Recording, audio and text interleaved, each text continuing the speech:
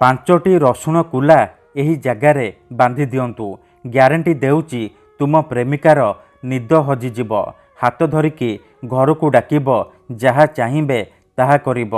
ହଁ ଫ୍ରେଣ୍ଡସ୍, ଆଜିର ଏହି ଭିଡ଼ିଓଟିରେ ମୁଁ ଆପଣଙ୍କୁ ଶିଖାଇବି ପାଞ୍ଚଟି ରସୁଣ କୁଲା ସାହାଯ୍ୟରେ ଆପଣ କିପରି ସୁନ୍ଦରୀରୁ ସୁନ୍ଦରୀ ଝିଅକୁ ପଟେଇ ପାରିବେ, ସୁନ୍ଦରୀ ପଡ଼ିଶା ଘର ଭାଉଜକୁ ପଟେଇ ପାରିବେ, ତାଠାରୁ ମନ ମୁତାବକ କାମ ହାସଲ କରିପାରିବେ। ଏହି ବଶୀକରଣ ଏତେ ଶକ୍ତିଶାଳୀ କି ଯାହାର ପ୍ରୟୋଗରେ ଆପଣ କେଉଁ ବି କୁଆଁରୀ ଝିଅ ବା ବିବାହିତା ନାରୀକୁ ନିଜ ବଶରେ କରିପାରିବେ, ତାଠାରୁ ନିଜର ମନ ମୁତାବକ କାମ ହାସଲ କରିପାରିବେ। କେବଳ ଆପଣଙ୍କୁ ପାଞ୍ଚଟି ରସୁଣ କୁଲା ଏହି ଜାଗାରେ ବାନ୍ଧିବାର ଅଛି, ତାପରେ ଦେଖିବେ ଚମତ୍କାର। ହଁ ଫ୍ରେଣ୍ଡସ୍, ଆପଣ ସମସ୍ତେ ମନେ ମନେ କେଉଁ ନା କେଉଁ ଝିଅକୁ ଭଲ ପାଉଥିବେ, କିନ୍ତୁ ଯେତେ ଚେଷ୍ଟା କଲେ ମଧ୍ୟ ଆପଣ ତାକୁ ପଟେଇ ପାରୁନାହାନ୍ତି, ତାକୁ ନିଜର ମନ କଥା କହିବାକୁ ଡରୁଛନ୍ତି। ଆଉ ଆପଣ ଚାହୁଁଛନ୍ତି କି ସେ ଝିଅ ନିଜେ ଆସି ଆପଣଙ୍କୁ ଭଲ ପାଉଛି ବୋଲି କହୁ। ତେବେ ଆଜିର ଏହି ବଶୀକରଣ ଭିଡ଼ିଓଟି ଆପଣଙ୍କର ଇଚ୍ଛାକୁ ପୂରଣ କରିବ। କେବଳ ପାଞ୍ଚଟି ରସୁଣ କୁଲା ସାହାଯ୍ୟରେ ଆପଣ ସେ ଝିଅକୁ ପଟେଇ ପାରିବେ। ସେ ଝିଅ ନିଜେ ଆସି ଆପଣଙ୍କ ସହିତ କଥା ହେବ, ଆପଣଙ୍କୁ ଭଲ ପାଉଛି ବୋଲି କହିବ। ଏହି ବଶୀକରଣ କରିବା ପାଇଁ ଆପଣଙ୍କୁ କୌଣସି ପ୍ରକାର ମନ୍ତ୍ର ତନ୍ତ୍ର କରିବାକୁ ପଡ଼ିବନି କିମ୍ବା କିଛି ବି ପଇସା ଖର୍ଚ୍ଚ କରିବାକୁ ପଡ଼ିବନି। କେବଳ ପାଞ୍ଚଟି ରସୁଣ କୁଲା ଆଣିବେ ଆଉ କଳା ସୂତା ଆଣିବେ। ତାପରେ ମୁଁ ଆପଣଙ୍କୁ କିଛି ପ୍ରୟୋଗ ବିଧି ଶିଖାଇବି, ଆପଣ ସେହି ପ୍ରୟୋଗ ବିଧିକୁ ଠିକ୍ ଭାବରେ କରିବେ। ତାପରେ ପାଞ୍ଚଟି ରସୁଣ କୁଲାକୁ ଏହି ଜାଗାରେ ବାନ୍ଧିଦେବେ। ଗ୍ୟାରେଣ୍ଟି ଦେଉଛି ଯେମିତି ଆପଣ ରସୁଣ କୁଲାକୁ ବାନ୍ଧିବେ, ସେହି ସମୟଠାରୁ ସେ ଝିଅ ହେଉ ବା ବିବାହିତା ନାରୀ ଆପଣଙ୍କ ଆଡ଼କୁ ଆକର୍ଷିତ ହେବାକୁ ଲାଗିବ। ଆପଣ ତାକୁ ଯାହା କହିବେ, ଯେମିତି କହିବେ ସିଏ କରିବ, କୌଣସି ପ୍ରକାର ବାଧା ଦେବ ନାହିଁ। ନମସ୍କାର ଫ୍ରେଣ୍ଡସ୍, ଓଡ଼ିଆ ଫଣ୍ଡା ଚ୍ୟାନେଲକୁ ଆପଣମାନଙ୍କୁ ସ୍ୱାଗତ। ଯଦି ଆପଣ ନିଜ ପସନ୍ଦର ସେ ଝିଅକୁ ପଟେଇବାକୁ ଚାହୁଁଛନ୍ତି, ସୁନ୍ଦରୀ ପଡ଼ିଶା ଘର ଭାଉଜକୁ ପଟେଇବାକୁ ଚାହୁଁଛନ୍ତି, ତାଠାରୁ ମନ ମୁତାବକ କାମ ହାସଲ କରିବାକୁ ଚାହୁଁଛନ୍ତି, ତେବେ ଆଜିର ଏହି ଭିଡ଼ିଓଟିକୁ ପୁରା ଧ୍ୟାନ ସହିତ ଶେଷ ପର୍ଯ୍ୟନ୍ତ ଦେଖନ୍ତୁ। ପାଞ୍ଚଟି ରସୁଣ କୁଲାର ଏହି ବଶୀକରଣ ପ୍ରଚଣ୍ଡ ମହାଶକ୍ତିଶାଳୀ ବଶୀକରଣ। ଏହାର ପ୍ରୟୋଗ କେବେ ବି ଖାଲି ଯାଏନି। ମାତ୍ର ଥରେ ଏହି ବଶୀକରଣ କରିକି ଦେଖନ୍ତୁ, ତାପରେ ଦେଖିବେ କିପରି ସେ ଝିଅ ଆପେ ଆପେ ପଟିଯିବ। ଏହି ବଶୀକରଣ ସାହାଯ୍ୟରେ ଆପଣ ଶାଶୁ, ନଣନ୍ଦ, ଦିଅର, ଭାଉଜ କାହାକୁ ବି ନିଜ ବଶରେ କରିପାରିବେ, ତାଠାରୁ ନିଜର ମନ ମୁତାବକ କାମ ହାସଲ କରିପାରିବେ। ଏହି ବଶୀକରଣ କରିବା ସବୁଠାରୁ ସହଜ, କିନ୍ତୁ ବଶୀକରଣ କରିବା ପୂର୍ବରୁ କିଛି ବିଶେଷ କଥା ମନେ ରଖନ୍ତୁ। ବଶୀକରଣ କ'ଣ ପାଇଁ କରାଯାଏ? ଯେତେବେଳେ ଆପଣ କାହାକୁ ନିଜଠାରୁ ଅଧିକ ଭଲ ପାଉଛନ୍ତି, ତା ବିନା ବଞ୍ଚିପାରିବେନି ଭାବୁଛନ୍ତି, ସେତେବେଳେ ଆପଣ ବଶୀକରଣ କରିପାରିବେ। କିମ୍ବା ଯଦି କେଉଁ ଲୋକ ବିନା କାରଣରେ ଆପଣଙ୍କୁ ହଇରାଣ କରୁଛି, ଆପଣଙ୍କର ଘର ପରିବାର ଉପରେ ଖରାପ ନଜର ପକାଉଛି, ଏହିପରି ପରିସ୍ଥିତିରେ ଆପଣ ବଶୀକରଣ କରିପାରିବେ। କାହିଁକି ନା କେତେଥର ଏମିତି ହେଇଥାଏ କି ଆମର ଶତ୍ରୁ ଆମଠାରୁ ପଇସାରେ ଆଉ ଶକ୍ତିରେ ବଳବାନ ହେଇଥାଏ, ଆଉ ଆମେ ଚାହିଁକି ବି ତାର କିଛି କରିପାରୁନାହୁଁ। ଏହିପରି ପରିସ୍ଥିତିରେ ଆପଣ ବଶୀକରଣ କରିପାରିବେ, ଝିଅ ପଟେଇ ପାରିବେ, ସୁନ୍ଦରୀ ଭାଉଜକୁ ନିଜ ବଶରେ କରିପାରିବେ, କେଉଁ ବି କୁଆଁରୀ ଝିଅକୁ ନିଜ ଆଡ଼କୁ ଆକର୍ଷିତ କରାଇପାରିବେ। କିନ୍ତୁ ବଶୀକରଣ ଏମିତି ସେମିତି କାମ କରେନି।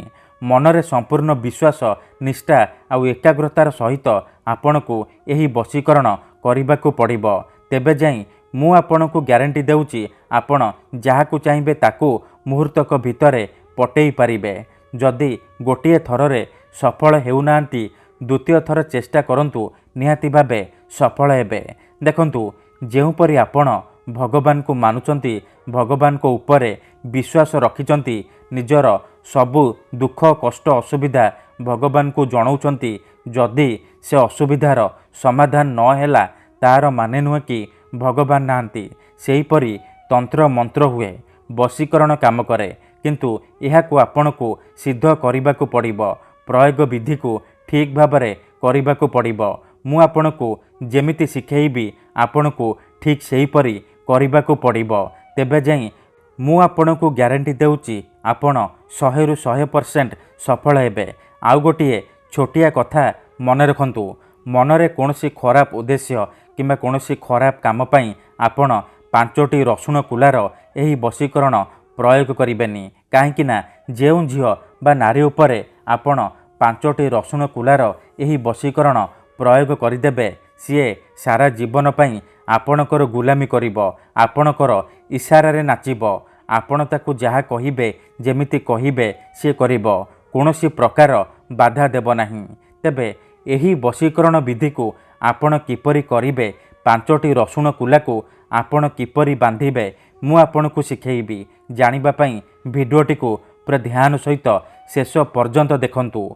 विधिटी जानिबा पूर्वरु मोर आपण मानकू अनुरोध कि जदि आपण आम चैनल को नुआ आसीचंती तेबे दयाकरी चैनल को सब्सक्राइब करी पाखरे थिबा बेल आइकन को मध्य दबाई दियंतु, जहा द्वारा आमे जेउ भी वीडियो अपलोड करिबु सर्वप्रथमे आपण देखि परिबे आउ तार लाभ पाई परिबे। तेबे चलंतु जानिबा एही वशीकरण आपण किपरि करिबे। मन रखंतु एही वशीकरण विधि को आपण केवल शनिवार दिन करिबे।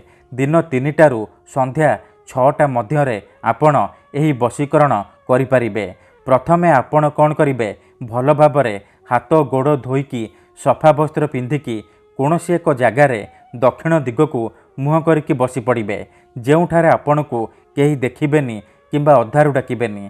तापरे आपण 5टी रसुण कुला आनिबे आउ कला सूता आनिबे। आपणक घरे जो सिलेई सूता थिबो रिल सूता आपण से सिलेई सूता आनिबे।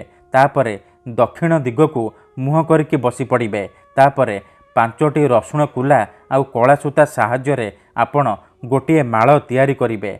माळ हेई सारिबा परे आपण कोन करिबे, से 5टी रसुण कुलार जो माळ करिसंती ताकू निज सामनारे रखिबे। तापरे गोटे रसुण को आपण छुईबे, आखि बंद करिकी सेई झियो बा नारी को मने मने भाबिबे, तार नाम गोटे थर कहिबे। एही परि आपण गोटे गोटे करी 5टी रसुण कुला को छुईबे, 5 थर सेई झियो बा महिलार नाम कहिबे। तापरे आपण कोन करिबे, 5 थर एही परि करि सारिबा परे से रसुणर माଳରେ गोटे थर फुंकी देबे। एतिकी करि सारिबा परे आपण कोन करिबे, से रसुणर माळ को नेकी कोनोसी एक निंब गछ डाଳରେ बांधी देई चुपचाप घर को फेरी आसिबे।